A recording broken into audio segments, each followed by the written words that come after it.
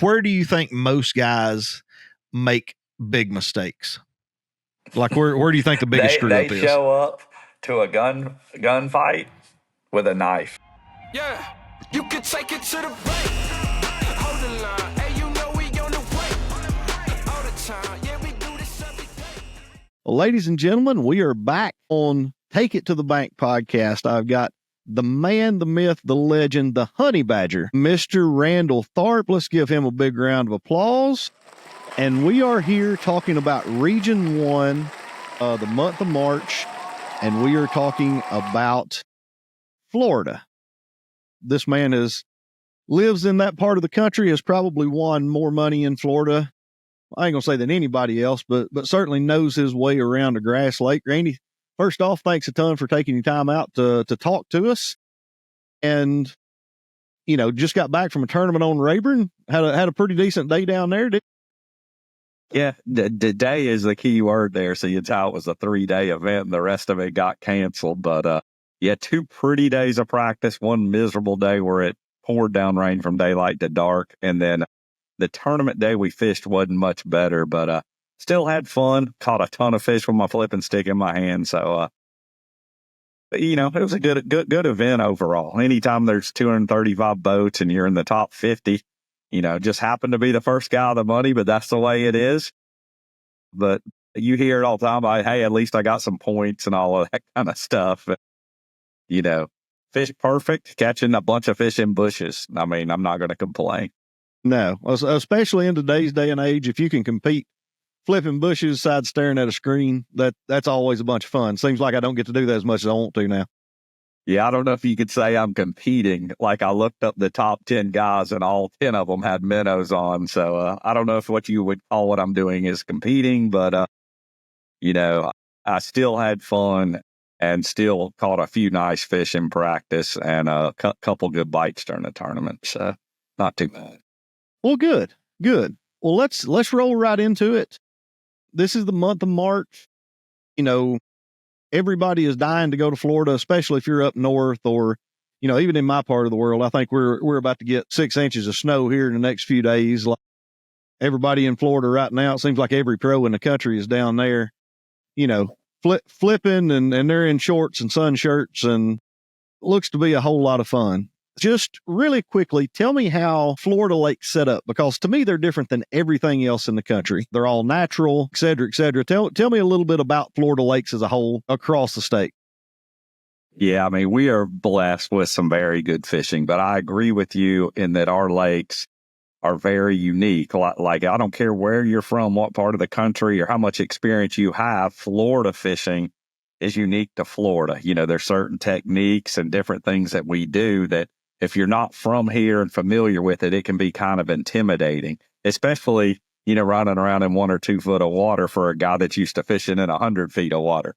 But the biggest thing I think I can say to help people is, everybody else in the rest of the country, their water needs to start warming up before the fish go to spawn. And everything I do fishing tournaments around the country, I base kind of on the spawn. Well, our water needs to cool off because it's hot all year. And our spawn can go, I've seen them on bed here as early as Thanksgiving, and it'll go all the way through April. And a lot of that is just weather dependent, though. And the good thing about March in Florida is it's spring break, and it's also when our weather really starts to get stable for the first time, because we get these huge fronts in the winter. And it gets cold here. We had snow at my house this year for the first time ever on the beach. I've never seen snow on the beach, but I saw that earlier this year. But if you want to understand how it works, it was freezing here, and that water temperature plummeted. And you don't want to be on the water in Florida when that happens. But the week after that happened, we had a full moon, and it was 85 degrees. And every fish in the lake swam to the bank and went on bed. So you can have some of the worst fishing in the wintertime, but also some of the best. It's all timing. It's all based around the moon and these fronts that come in. And, but once you get out of that February time frame into March, that's when you start getting stability. You start getting just week after week after week of good weather. And, you're looking at more thunderstorms and warm fronts than these huge cold fronts. But the cold fronts are actually good. And the longer it stays cold, the bigger wave you're going to have come in. And that goes from South Florida all the way up here to the Panhandle where I'm at. When we're looking at a Florida lake, and again, while there's a lot of differences in them, a lot of them are very similar in the fact that a lot of it's just vegetation. And, everything down there looks amazing. There's pads as far as you can see. There's submerged grass. There's mats. There's all this kind of stuff. So, in the month of March, what are you looking for from a vegetation standpoint to kind of get started? Well, our grass, occasionally it'll die off a little bit, but we pretty much have vegetation, all year. So obviously just places that are super lush, green, and I'm always looking for irregularities in it. Obviously, I think our fish love clean water. If you got portions of the lake that are dirty, that vegetation will filter that water out. So getting in behind it, getting in it, during the spawn, I think is a key thing. I'm going to pull up Lake Toho, and I think that's where the bass record was broken when Dean Rojas had like 45 pounds or something That's like correct. that. Dean reminds us of that every year at that time. Whatever day he caught that on, if you're buddies with Dean Rojas, he's going to let you know. Well, and I think it was that, I think it was in like 2001 or something. And if my memory serves me right, like the conditions set up perfect for a big spawning event. Just like you said, there'd been a monster cold front right before it was coming on to a full moon. The conditions warmed up and every big fish in the lake swam to the bank. Yeah, it was by far a dream scenario. And you described that perfectly. It's exactly just what happened a few weeks ago. We had the exact same scenario as when Dean caught those fish down there. And, Dean caught those not too far from the Toho Marina there, that north end of that lake, choked out with hydrilla, full gin clear water. And, to this day, that's still the biggest 5 fish limit ever caught in a BASS event. Pretty wild. So right here, I have got Toho pulled up. One of the cool things about Toho is you're only about 20 minutes away from Disney World. So if a man wants to go down there on vacation, you can always drop the kids and the wife off at Disney and slide out here and go to one of the best lakes in Florida. So when you get to a lake, it's March the 10th, let's say, you get to a lake, what's the very first thing that you're going to look at, to find an area on a Florida grass lake? If you're new there, I would spend a little time and just burn a little fuel and run around and look at the whole thing. Look at those different water clarities, depths. You got a topo map pulled up right there, and that's pretty useless as far as what you're going to see when you actually get there. Because north of your cursor in the center of the screen right now, all of that is a giant mat of hydrilla. And the last time I was there, unless you were going to punch in the middle of all of that, it was hard to even find any type of lure, but south of your cursor there, south of that island, you start to get a little deeper water. Once you get into that 6-7 foot, there was some open water south of there. But strictly, Toho's such a good lake. You can kind of fish your strength there. If you like throwing a jerkbait or winding a crankbait or rattle trap, you're obviously not going to fish north of your cursor where it's a solid mat where somebody like me might gravitate up there. First decide how you're going to fish, how you're going to attack it, and, spend a little time. Toho's not that big. You can lap it in a couple hours, I'd say. See just about the whole lake. It's a manageable size lake, and it is chock full of big ones. You're going to put your boat in, and you're going to look down, and, water's clean, water's dirty, whatever. You're going to ride around and kind of get a comparable. Is it the cleanest on the north end? Is it the cleanest on the south end? But, especially in the month of March, you're looking for clean water, or is that something that kind of carries through all year? I would say I just don't like dirty water. Toho's pretty clean overall compared to an Okeechobee or whatever. But I like pretty clean water. I like lush vegetation. So those are two things I'm going to hunt. I mean, if there's a type of vegetation, you're going to find it in Toho right now. It is the prettiest lake that I have been on in the last 4 or 5 years in the state of Florida, just because it seems like the spraying there is limited, and some of the other lakes looks like they've dropped a nuclear bomb on it. But Right. man, March, I mean, you're looking at mainly post spawn. Believe it or not, I mean, most of the fish, there's still going to be a few spawners. You know, if you want to visually target bedding bass, you're still going to find a few, especially on the Moon. But post spawn is just like a lot of the country. It's my favorite time of the year to wind something around and throw topwater bait. So that's what that's what I would be keying on there, especially like in any kind of the Kissimmee grass or hay down there, anything around the edges. Florida bass love to eat topwater lures.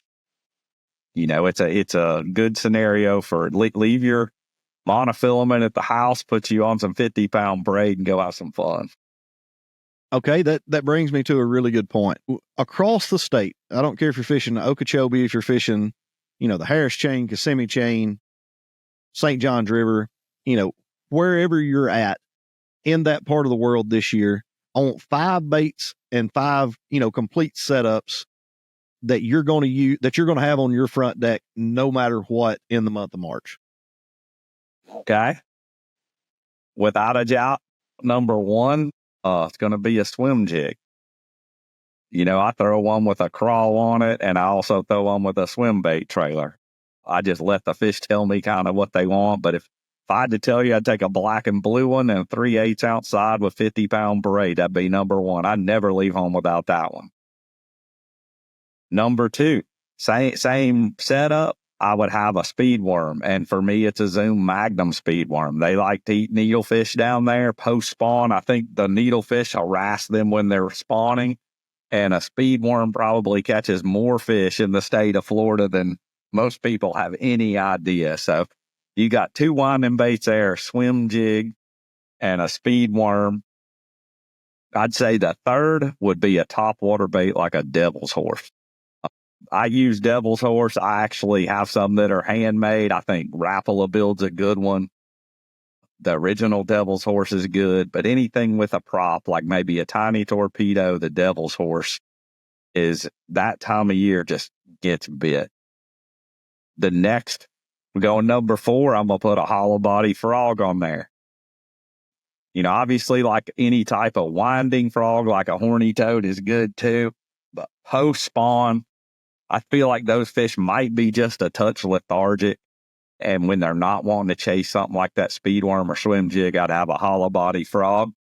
And my last and not least, I'm never going flipping without a flipping stick. So I would have either a big jig or a piece of plastic on a big weight to punch through that stuff that the other stuff is just not. If there's a big one under a big piece of cover, and I may not flip all day, but there's one choice piece I run across, I'm going to have something to put in there. Now, okay, so when you're talking about flipping, is this more punching or is this a lighter weight, a 3/8 to a half, something like that you're flipping around the outside of stuff? Well, you said 5 rods. I gave you 5. If we can go to 6, I'm going to have a big weight and I'm going to have a lightweight on there. I would say just about year round down here, I'm going to have each. I'm going to have a punching rod because there's so much thick matted stuff. Even in the river here by the house, I'm still going to have one out, whether it's hyacinths or just some blown in eelgrass or whatever. You're going to run across that in a day's time. So I wouldn't go fishing without either one of them. Gotcha. Typically, I'm going to flip a lightweight around here. Like I like something like a 5/16 usually is a good place to start, 3/8 cord or something like that. And it's really hard to beat just like a stick bait, like a Zlink. Zoom makes a Zlinky Cinco, whatever you want to call them, like that. It day in and day out. That is a staple down here. Fishing pads, especially if the fish are spawning, you think there's still some around. They love to spawn around 2 different types of cover here. We call them bonnets or lily pads, and they love those buggy whips, which is it's a really dark green. That those 2 types of vegetation grow on the hardest bottom areas in the lake. So I would definitely target, if you think the fish are spawning, those 2 types of cover. Okay. Let's talk just a little bit about your swim jig setup. what swim jig are you throwing? You've already said black and blue and a 3/8 and kind of rod reel, that kind of thing. Yeah, for me, it's my King Cobra flipping stick. It's a 7/6 heavy action rod. I can make a long cast if I get a bite at the end of the cast. I feel like that extra length allows me, enough power to take up that slack and get a big fish out of heavy cover. 50-pound braided line, I have gone bigger, but 50-pound gets it done most of the time for me. I use a 7.1 gravity G8 reel, and then a West Logan, like 3/8 ounce West Logan swim jig. And that's it. And I like the Zoom mag speed crawl is normally what I start with.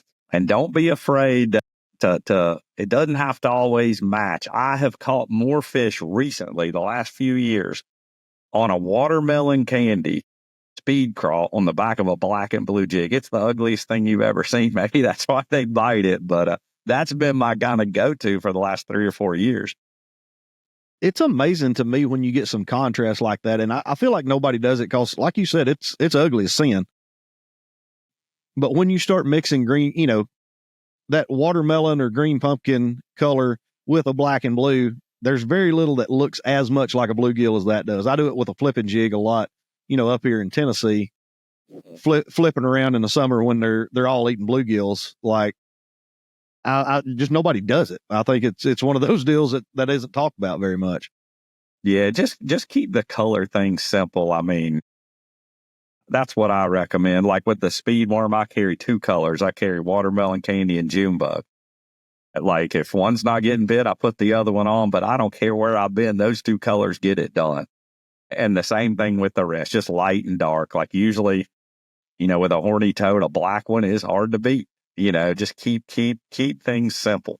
And if you got confidence in a certain color, that's what you should have on there. Confidence is everything in fishing, regardless how you like to fish. So you've not mentioned green pumpkin, which is my favorite color completely everywhere else around the country. It's not like, I don't know what it is. To me, green pumpkin's not that great in Florida. Man, Brett Height would probably disagree. He's won quite a little bit of money down here on a green pumpkin chatterbait, which looks like a bluegill. But, I've caught a lot on a green pumpkin chatterbait down here. There's not too many other baits I throw that are green pumpkin. I just strictly am a black and blue kind of guy, especially when it comes to flipping baits here. And I've kind of gotten off the green pumpkin train the last few years. I've kind of thrown a more shiner colored, vibrating jig. I finished 3rd at Okeechobee last year. It was a gold bladed, shiner colored chatterbait with a new Zoom trailer that I had on there, Z Swimmer, that looked just like a shiner. It's gold and white. So, that's been it's funny. I'm sure the green pumpkin one would have caught them too. It's just what I had confidence in that week. We've got our boat in. We've got these 5 rods on the deck. Obviously, you are a hardcore power fisherman. If there's a guy out there that loves scoping or loves throwing finessey type stuff, you can go find that kind of thing too. Like you can go out in the deeper water, and I'm saying deeper being relative. It's 10 or 12 foot deep versus being 3 feet deep where you're looking. You can definitely make that work, Ben. Like I have seen it fishing the major league fishing, the Brass Pro Tour events down there where we really weren't trying to catch the biggest fish in the lake. We're trying to get bites. And I can just remember the Gagliardis and Jesse Wiggins and some of them guys jerking them and catching them that way. I mean, we are very fortunate that our lakes have so many fish. There's always some fish out there in some deep grass or in some deep spots. If that's what you love doing, I mean, by all means, do it. So we ran around. We found some clean water. What is there a type of vegetation that you look for? If they're spawning, you already said buggy whips and pads. But if they're not spawning, is there a particular type of vegetation that you're looking for? Or are you looking for just a smorgasbord of all of it? Man, I like a smorgasbord, but if I'm going to tell you one, everybody knows it. It's no secret. I mean, if you're just going to give me one, I'll take hydrilla any day of the week. I think it just puts off more oxygen. It's very, in Florida, most of the time you find that hydrilla, it's got a lot of tunnels, a lot of caves, a lot of room for big fish to move around underneath it. It's not always, choked out. Even in that portion of the map you just showed where I told you it is all a solid mat, those fish still swimming around under it. Like it may be a solid mat on top, but underneath it's a canopied out pretty good in that area of that lake right now. Yeah, hydrilla, I mean, it's a recipe for clean water, healthy water, and big fish. So how are you picking that apart? We found a big hydrilla bed, say it's, comes up that far over, under the water or something. It's not completely topped out where you've got to punch it or something like that. What are you actually looking for, and how do you break a big hydrilla bed down? Especially being from up here, that's something that just, when you get down there, like it's overwhelming the amount of vegetation and things like that. How do you pick a good starting spot, and kind of where do you go from there? Man, start on the edge. Pay attention to everything. Is the bait on the edge? Is the bait out off the edge? Is all the bait out there on submerged grass, or is it hanging around the edge? Or are you seeing fish blowing up in the mat? You seeing some activity up in the mats, and go from there. I think any lake, not just Florida Lake, any type of edge is a good place to start.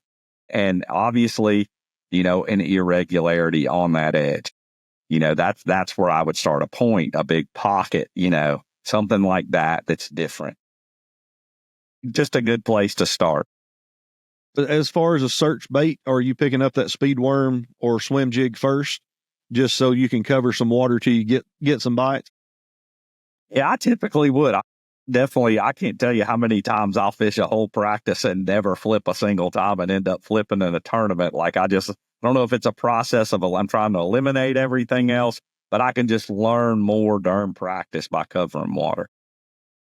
Okay. Now, the speed worm, everybody where I'm from drags a worm. You want it on the bottom and that kind of thing. But now, do you fish it like that, or are you actually reeling it almost like a spinnerbait or a crankbait? Man, I'd say 9 out of 10 times I'm going to start reeling it and fishing it like a spinnerbait or a crankbait, banging it in the stuff, dropping it. You pull it up, it comes out of the water, makes a little noise. You can slow it down, let it fall, but it's a very versatile bait because you can flip it and catch them. You can fish it like a worm and catch them. You can swim it and catch them. And whatever that thing represents, I personally think it represents a needlefish. Man, they just don't like it. But I mean, it's a great Florida bait, and it's also one of the most versatile. Okay. Is that more like a meat? You still throwing it on braid? What kind of hook are you putting in it, and tell me that setup too. Yeah, for me with the Magnum 50-pound braid, usually a 3/16, very small weight, bobber stopper in front of it because I don't like my weight sliding up and down my line if I'm pulling it or dropping it over stuff. But normally, like my 7.3 Moneymaker cast it really, really good. Like I can make a long, accurate cast, still got enough power to get one at the end of the cast. And I'm working on some different hooks, but still, I just bought some the other day. A 5/0 offset worm hook from Owner is what I found over the years to be my favorite hook in that particular worm. Gotcha. And that's not an EWG. That's just a straight round bend. That's correct. Worm I just hook. feel like my hookup percentage is the best in that worm with that particular hook. Okay. Let's say we've got clean water there on the north end of Toho. We fished around, not seeing a ton of activity, that kind of thing. Kind of what's a secondary pattern after we've tried some hydrilla? Yeah, if you're throwing the worm, you're not seeing much. I would probably move out a little bit deeper. I'd probably throw a vibrating jig, maybe get that topwater bait out, cover some different depth zones. You're talking from 0 to about 3 feet. I think that worm's pretty effective. You get much deeper than that, I don't feel like it's the best thing. That's when I would go to either something on top. Vibrating jig's pretty good in Florida year round. Something like that. Okay. And then you're just changing areas of the lake. You're still looking at hydrilla or other vegetation, or what are you looking for there? Yeah, I mean, I always believed if there's vegetation in a lake, I always feel like the bass gravitate towards it. That doesn't just go for Florida lakes, but it's one reason I live here is we definitely have an abundance of it in all different types. But sample everything. Sample a little bit of everything until you start getting a feel for it. I mean, I've seen definitely throughout the years of fishing tournaments, like one tournament will be dominated out of the Kissimmee grass. Next tournament's dominated out of pads. Next tournament's dominated out of hydrilla. So, and all of that has to do with what phase the fish are in, pre-spawn, spawn, post-spawn. So you're trying to dial in all these different types of vegetation. For me, it's easier to dial in what stage are these fish in? Are they spawning, pre-spawn, majority of them post-spawn? And once you determine that through a process of elimination, same way if I was going to Kentucky Lake, Lake of the Ozarks, up north smallmouth fishing, that's how I break down a lake is basically based on the spawn, because a spawning area to me is always the most easily identifiable area. So I can find the spawning area. I can go from there. If they're post-spawn, let's follow them out. If they're pre-spawn, well, this is where they're going. Let's intercept them on the way. Or if they're spawning, fish the spawning area. It's that simple, but that's the way I've my whole career approached attacking a new body of water. Okay, let's pull up Toho right here. And again, if you're not from here, what stands out to you?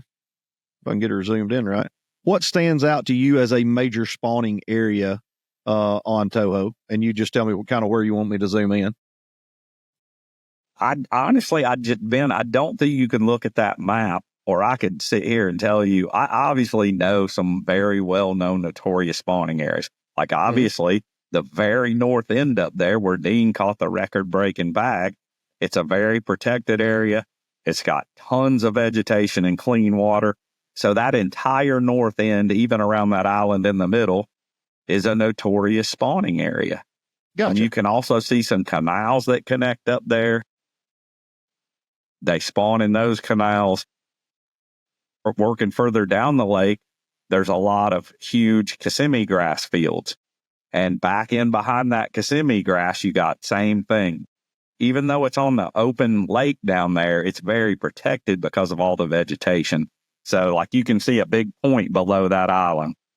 That's a huge point of Kissimmee grass, and that is a notorious spawning area. Gotcha. It's actually not, you're not finding these areas on a map. You're finding these areas riding around in your 2-hour ride around when you go look for this. That's correct. And I think you get a lot of guys go to a lake, whether it's a Toho, Kissimmee, Harris Chain, or they go to Okeechobee and they catch them one year in an area, and it was beautiful, lush vegetation, good, sandy, hard, clean bottom. And they're disappointed to find that they go back to their waypoint next year and there's nothing there but open water. But that's the way fishing in Florida is. That's why I think riding around the lake, when you get there, seeing what it has to offer as far as vegetation, where there's some big grass beds, where the grass was that it's gone, you can dial in a place relatively quickly just by knowing what it has to offer like that. Because topo maps or your mapping on your GPS, I don't think is effective in a Florida lake as it is, say, on Kentucky Lake, where I know a very protected pocket. You can just pick them out. Spawning area, spawning area, spawning area. It's based on the topography. Ours is not, because our lakes are flat, they're shallow. It's all based on vegetation here. That makes a ton of sense. You'd brought up riding around, and you'd said something earlier about running around in 2 or 3 feet of water. The first time I went to Florida, like, this blew my mind. I was talking to Ed Lochran on my drive down there before I went and fished open on Toho, and he's like, "Look, dude, just run. Like, there's nothing out there to hit, as long as you're not right up next to the bank. And there's going to be, like, you can't waste enough time idling through these pad fields, to get back behind them or whatever you're doing. Like, tell me a little bit about running in Florida and, vegetation and and all that good stuff. How easy is it to navigate and get around and that kind of thing? Yeah, for me, it's not too difficult. There's obviously certain lakes down here that I feel like are definitely hazardous. I would say Okeechobee is probably the worst. The bottom of that lake's got a lot of coral reefs in it, a lot of super hard bottoms, and I have a lot of props and gear cases in there over the years. Water level is everything on that lake, and I learned the hard way, what water levels, I could run which pig trail and go here or there. The Kissimmee Chain, Harris Chain. It's just common sense, but most of the bottom here is soft, mucky, or sand. You're not going to do a whole lot of damage to your boat if you shut down in a foot and your skeg hits some sand. It's just a comfort thing. I think it takes a long time to get comfortable running in a foot of water. I would caution a guy that's never been down here, though. It's just because there's a trail doesn't mean it's safe to run down, especially if you're somewhere like Okeechobee, because we have a lot of airboats. We have a lot of real shallow draft boats that are capable in running in 2 or 3 inches, where a bass boat's going to require a little more, especially to take off and shut down. But yeah, it's just something you get used to by fishing down here a bunch. Yeah, Ed told me, he's like, all that vegetation, the reason it's growing there is because there's water in under it. Like, you can run through a pad field on pad with no issues as long as it's got 2 feet of water or something under it. Like, you're good to go. And a hydraulic jack plate to me is super, super imperative down there, just because you may be fishing, in a 1.5 feet of water, and to get to 3 feet, deep enough to take off, without a hydraulic jack plate, you may have to idle 300 yards. And with a hydraulic jack plate, you can kind of spin it around or something like that and get on pad a little quicker. Yeah, without a doubt. And a simple thing you can do is, if you got a few props, put a lower pitch prop. It's going to get your boat on plane a little quicker. It's not going to get your top end speed, but anything to get that boat up and, on plane quickly would help. When a guy like me comes down there and, especially fishing smaller tournaments and that kind of thing, or, even AAA level events, where do you think most guys make big mistakes? Like, where do you think the biggest screw up is? They show up to a gun fight with a knife. I just feel like, they're not getting bit. They thought, it must be this braided line, and most of the time, I always feel like you need to go be prepared to catch the biggest fish that swims in a lake. A lot of guys get the bite and lose them. I want to make sure I catch everyone that bites. And I think our equipment in Florida is so different than anything you would use in the rest of the country. I think just being prepared for that is something that you could eliminate at the house, but it requires a lot of effort, a little bit of money to get you some bigger poles, some bigger line, bigger hooks. And our fish are big and mean down here. You obviously know by the weights it takes to win that, you don't need to be catching 2 and 3 pounders. You need to be catching 7s and 8s down here. So come prepared to catch 7 and 8s. Because if you come down here prepared to catch 2 or 3s, you're not going to catch the 7 and 8s. Or on all your flipping stuff, obviously on your winding stuff, maybe not. Are you throwing a braid on a chatterbait too? Or, how much of your stuff is braid to fluorocarbon to mono? I don't use a leader for anything in Florida unless it's just super finessey. Very rarely do I even throw a wacky here. Like I just love, I'm fishing such thick stuff. I'll fish a weightless Cinco or a stick bait, but I will just, normally for me, if I'm going to go finesse, it's going to be 20-pound fluorocarbon and a great big stick bait. And that's as finessey as I get. But 9 out of 10 times, it's going to be braided line. Gotcha. And at least 50-pound. I'm not going to punch mats with that. But right. For winding stuff around 50-pound, the only exception I can tell you is I do like my vibrating jig on fluorocarbon. I just feel like my hookup percentage is way better. I feel like it comes through cover better.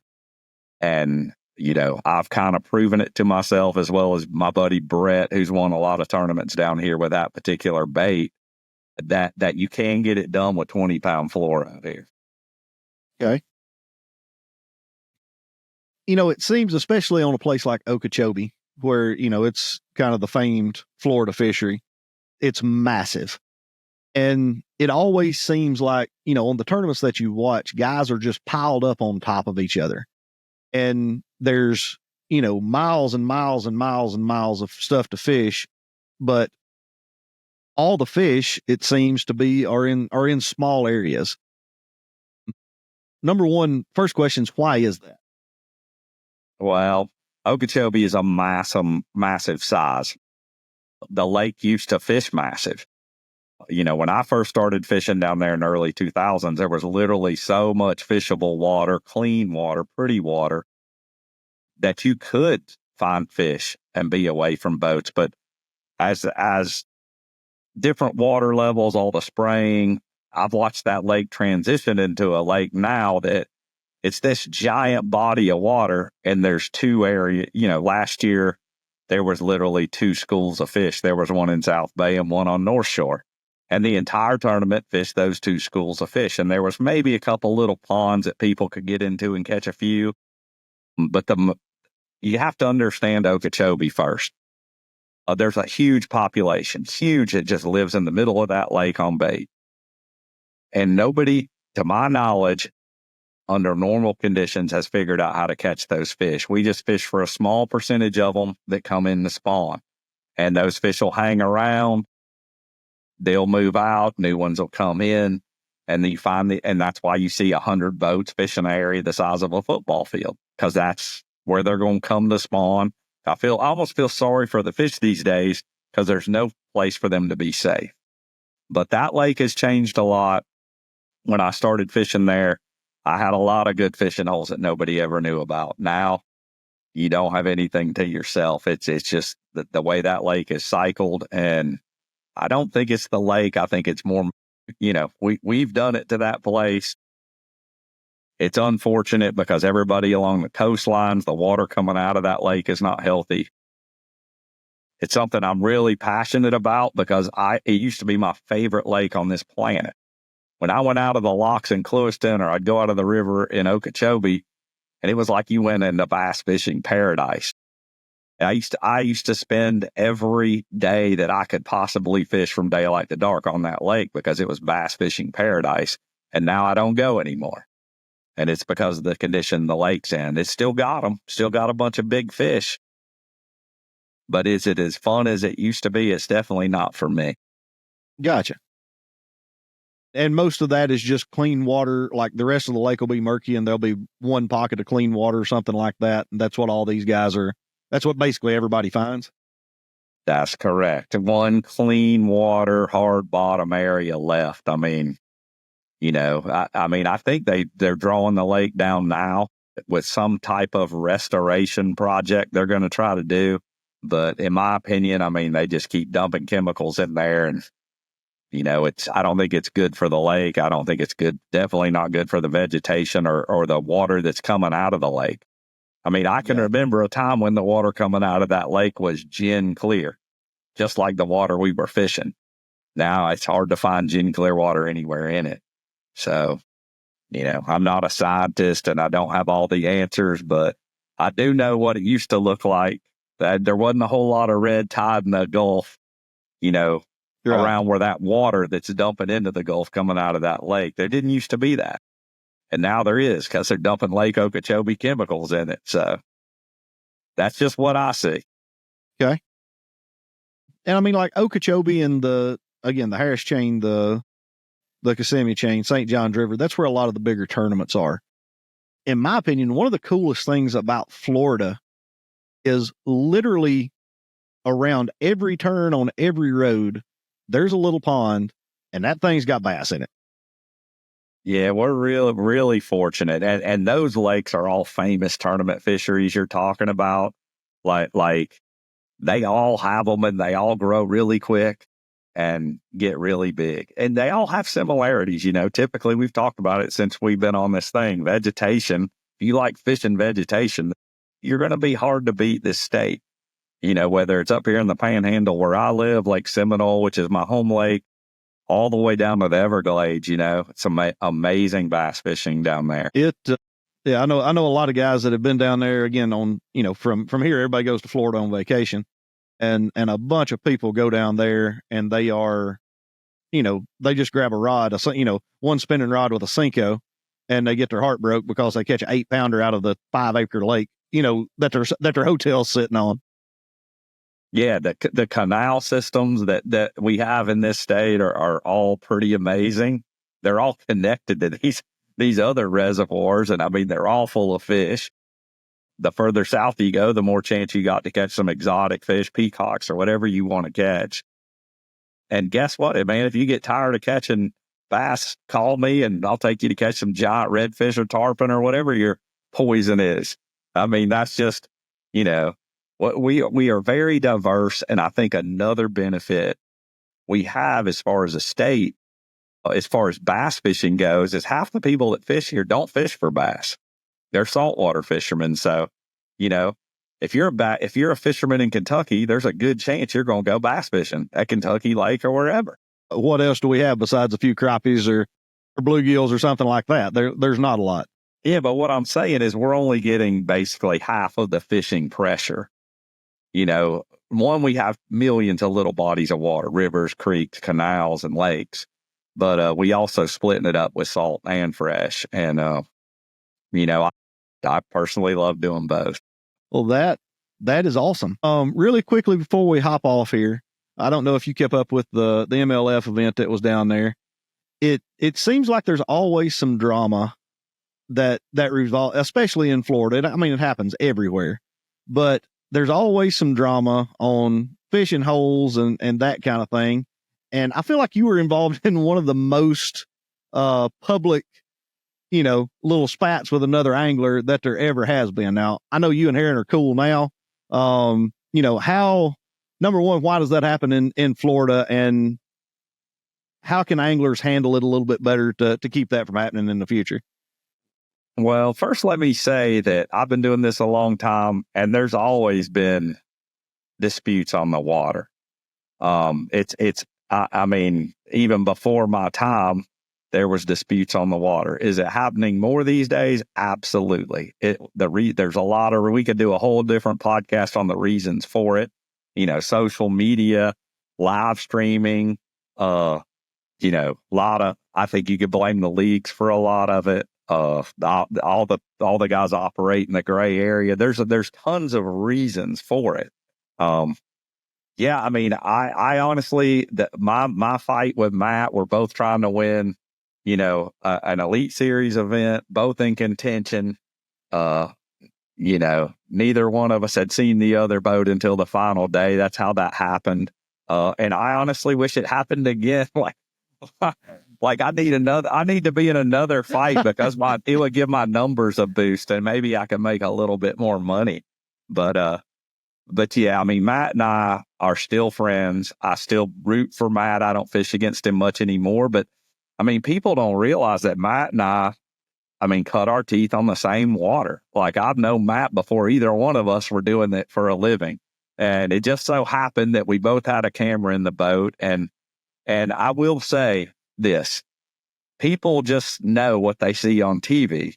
Well, what they see on TV most of the time is not what actually happened. It's just the way they edited a TV show. And Matt and I are cool.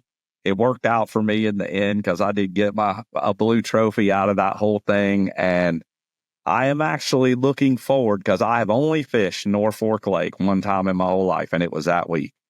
But this year I'm going back. So I'm looking forward to seeing that place again.